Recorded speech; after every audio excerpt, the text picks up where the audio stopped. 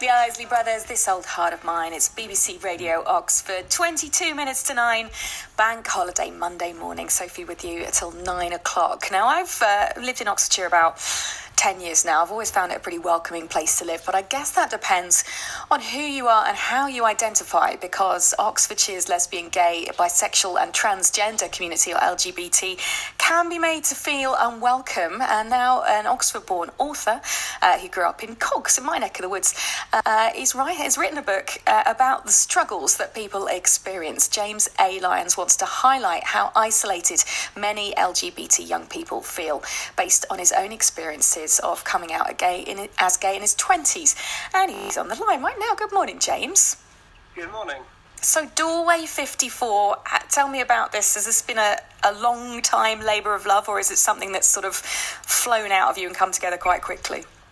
Well, I first had the idea probably about 7 or 8 years ago, and it's taken me a long time to actually get around to writing it. I sort of got forced into writing it just because some friends, friend Mark Bishop and friend Josh Baldwin, they've written books and they finished theirs, and so you need to come on and sort of finish yours now. It's the peer pressure. Yeah, so since the start of the year, I sort of really knuckled down to try and get it finished. So I spent basically the last 7 months or so sort of doing it outside of my day job as well. So I'm glad to have finished it. Yeah.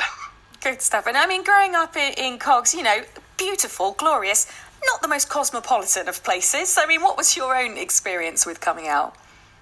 I think Whitney's changed a lot these days compared to what it was when I was at school. When I was at school, I think there's only one other LGBT person I know, even now. And it was a very white school as well. There wasn't hardly any sort of ethnic diversity there at all. So I think as Whitney's grown and changed, I think it's been a good thing for the town, because there's a lot more diverse there. Like if I go back to Cogs now, it's a lot of it feels like a different area, but in a good way. I think it's been good for the town to sort of be a bit more diversified. And how important do you think it is for a book like this to be published? I mean, back in the day, we didn't have the internet at our fingertips, but now, kids are using it as a tool and searching for, answers and help and support, aren't they? They are, yeah. I think, sort of especially with the rise in social media, it can be a good and a bad thing. It's good where, young people today can reach out and find information on things that can help them, find other people who are going through the same sort of things and sort of connect with them regardless of where they're in the country. Like, for example, I know Manchester Pride's been on this weekend, and I've got many friends who live across the country who I know through Twitter have met up at Manchester Pride where they wouldn't have probably even known of each other's lives before the internet. But on the other hand, it also gives an opportunity for people to send online abuse. This is a different channel for them. And if, say again with Manchester Pride, for example, Manchester City put out a post on their social media saying, "We hope everyone has a safe Pride," and most of the comments underneath it were basically some of them said that they feel that gay people should be hung. It's that sort of level of seriousness the internet brings on as well. Wow. And sometimes you sort of feel like a raindrop in an ocean of stupidity, really, when you read through the comments on the on some of those posts like that. So I think the internet is good, but it's also bad. So it often gets dismissed, it's only words, but they do matter to a lot of people, and especially young people, where their school life might still be quite hard. Absolutely. Say like 50% of LGBT students still get bullied at school, and say 50% of trans people have attempted suicide and things like that. So trying to find like-minded people online is good, but that also brings out more trouble as well at the same time. And I guess that then leads to you being nervous. I mean, we spent part of this week up in Yorkshire with my friends who are a gay couple, and we went out to a big centre with my boys, and my friend went to kiss it. They're married, my friend went to kiss his husband, and my other friend said, "Oh no, don't," because we're sort of in the middle of a load of children, and the one half of the couple was saying, "Well, that doesn't matter," but the other half was sort of still quite reticent to do something like that in a public place with kids around. I guess because he's still thinking everything through about the possible repercussions, which sort of opened my eyes a bit to it, to be honest. Yeah, definitely. So a fifth of all LGBT people experience hate crime due to their sexuality.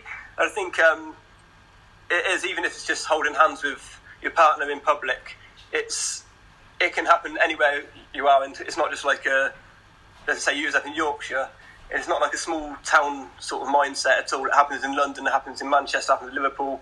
Like wherever you are in the country, there is still that sort of fear within you that something might happen if you just want to be yourself. And I think the whole thing about, you're near children, I think I find that ridiculously offensive that people think that it will influence children. Absolutely. Don't see, there's no connection at all, and it's just one of the things that people think, and it just really, really angers me. Yeah, it shouldn't be that way, I think. You're giving some of the profits to your book to LGBTQ mental health and homeless charities as well, I understand? That's correct, yeah. So the book touches on subjects of mental health, sort of suicide, LGBT issues and homelessness. So I thought it only fair, because I spoke to a lot of people in those communities when I was writing the book for research, that it's only fair to give, say, 15% of the profits back to those sort of charities who have sort of helped with the sort of factual parts of the book as well.